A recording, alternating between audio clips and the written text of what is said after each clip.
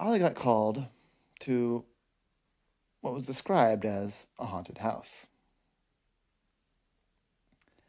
It was like a middle-aged guy, like 50 years old, that lives in the house. He just inherited it from some relatives, his aunt, who was very fond of. They were very close. Um, but she never liked to host because she said her house was haunted. And so it was embarrassing. And she says she's sort of gotten used to it, the ghosts and stuff, but she didn't like to have people over. So he would see his aunt regularly. They would go out to dinner or lunch, or they would go bowling or whatever, but not at the house.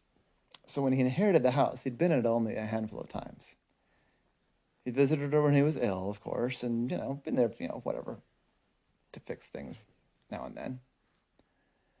But he didn't know the house well. He'd never stayed over or anything like that. So he'd been in the house for about 3 weeks.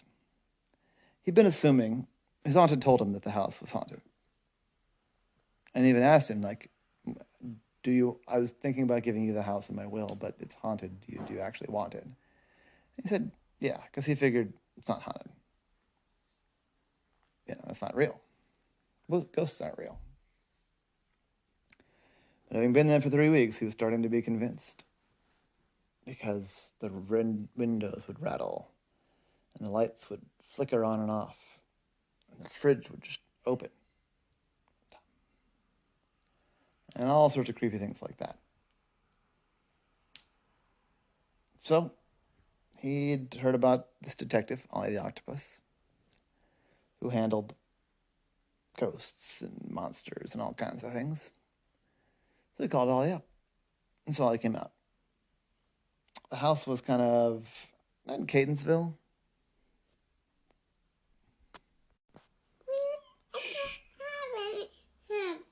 You don't have hands? These are your hips, honey. Those are hips. That's called. Anyway. Shh.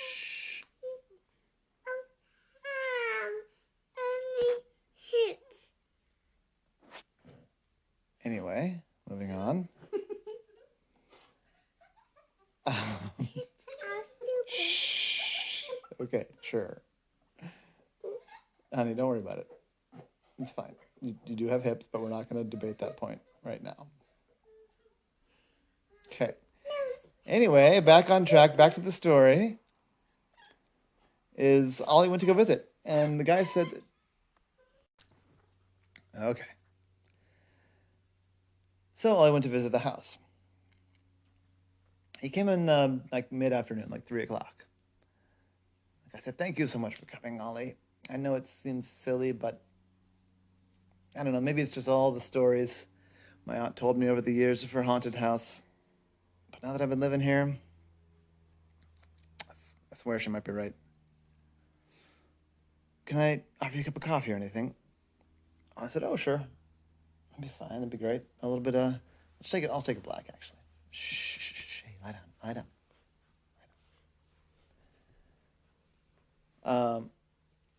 And so they sat at the kitchen table, and I said, okay, tell me what's happening. Tell me what's happening. Well, it just seems like there's a ghost, or maybe multiple ghosts, just kind of wandering around, jostling things. I said, jostling things. Yeah, yeah. See, I've thought about it. I've tried to observe. I can't observe. I don't see anything. And sometimes I see things moving. Let me give you an example. Just last night, I was in sort of the library over there. I don't know if you saw it as we came in. I said, oh, yeah, it looked like a cozy room. It is. It's lovely. I'm going to have the fireplace cleaned so I can sit there with a roaring fire reading a book. It sounds awesome. But I was sitting there reading, and the chandelier just started swaying. Not like violently, but like whoosh, whoosh, whoosh, back and forth. It's things like that. Or, I'll be upstairs and the windows will just start rattling, like someone's shaking them. Or then the fridge keeps opening. At first I just thought maybe I wasn't closing it, or something. Like I'd come downstairs sometimes and the fridge would be open, which is really annoying because then the milk goes bad. I mean, it hasn't, and it wastes electricity. Um, but then one time I was even just sitting there. It was, I don't know, 8 in the morning. I was eating a bowl of cereal, just kind of staring off into the distance as I woke up, and the fridge just opened. Nothing. There's nobody there. Nothing happened. What else? Let's see. Sometimes the pipes will like rattle and shake. Also, like when you use them. Yes, not always, but usually when I use them, yeah. I said, okay. And I mean, sometimes I swear it sounds like someone's whistling upstairs, like in the attic. I've been up to the attic. It's just storage. It's not even that creepy up there. It's like pretty clean, actually. And there's a light and everything. But it sounds sometimes like someone's whistling. And I'm the only person here. It's just me. I've thought about getting a dog. Haven't done that yet. I have a girlfriend, but she doesn't live here. Maybe someday, but I'm not going to try and move her into a haunted house, for goodness sakes. I said, okay. Well, this sounds like kind of a stakeout situation. So I don't know if you saw my rates for stakeouts. Like I said, yeah, I figured that would probably be what would happen, and that seems fine. Okay. So, I don't know, is there a room where this happens most frequently? Like, where am I most likely to see or hear something? I said, well, it's my bedroom, I'd say. It's probably the most likely spot. I said, all right, well, I can do a stakeout just like in your bedroom, but I would understand if that would make it hard for you to sleep, having me just like sitting there. Like I said, that would be kind of weird, but it's a big house. There's 5 bedrooms. So I could just sleep in one of the guest rooms and you can do a stakeout in my room. I said, okay, sure. And I probably will move around some over the course of the night, just trying to, observe what I can observe. Like I said, sure. So they passed a lovely evening. The guy cooked up some pad thai. It's like a, what's it called? It's a Thai sort of a peanutty dish. It's good. You should have it sometime. Noodles and stuff. And they chatted. They read some books. I just, Ollie just kind of enjoyed the guy's library. And then about 10 o'clock or so, the guy said, well, it's about when I usually go to bed. So I don't know if you want to, like, follow me through my night routine. I said, yeah, that can make sense. So, I went upstairs. The guy, brushed his teeth and washed his face and did all sorts of normal bedtime stuff. And he said, so from here, normally I would go into my bedroom. I would say a little prayer and then pretty much curl up and go to sleep. So I'll just do that same thing, but I'll be in this bedroom across the hallway. I said, okay, and I'll go sit in here and see what I can observe. So after that, the house was quiet. And I could really listen. The guy did indeed quiet right down. I turned off the light in the bedroom. I just listened and watched.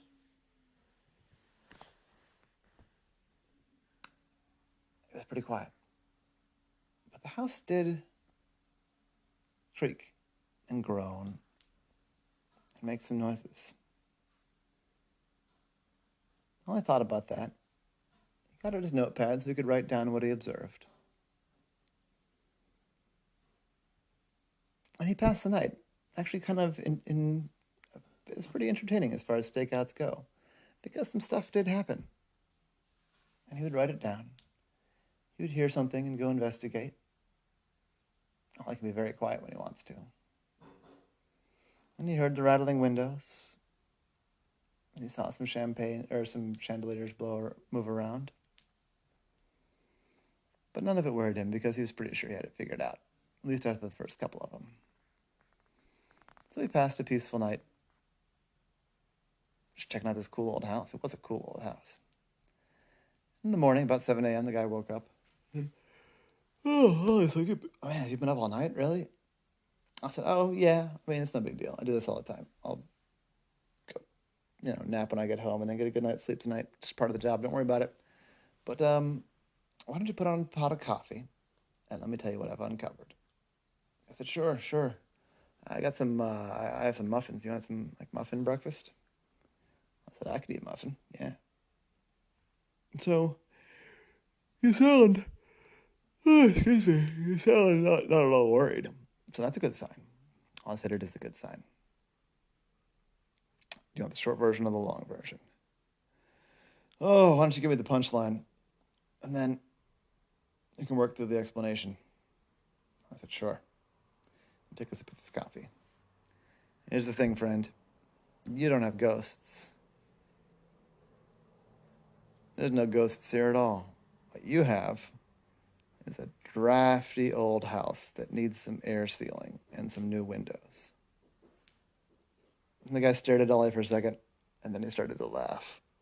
I said, oh no, are you serious? That's all it is? I said, yeah. I was going to ask, is this you moved here from the city, right? I said, yeah. And this is the first time you've owned a house? Yeah, it is. I said, and you've mostly lived in what, like apartments and row houses and stuff, maintained by other people? Honestly, other than in college, I've lived in pretty new apartment buildings pretty much my whole life. I said, yeah. Thing is, all the noises you're hearing, like normal old house stuff. Okay, but what? Okay, walk me through it a little bit. Why do my chandeliers move around? The answer to most of these questions, and they're reasonable questions, is the wind. This is an old house. It's not very well air sealed. I bet if we pull back on the siding, there's going to be no vapor barrier whatsoever. That's my bet. And so when the wind blows, it just blows like right through this house.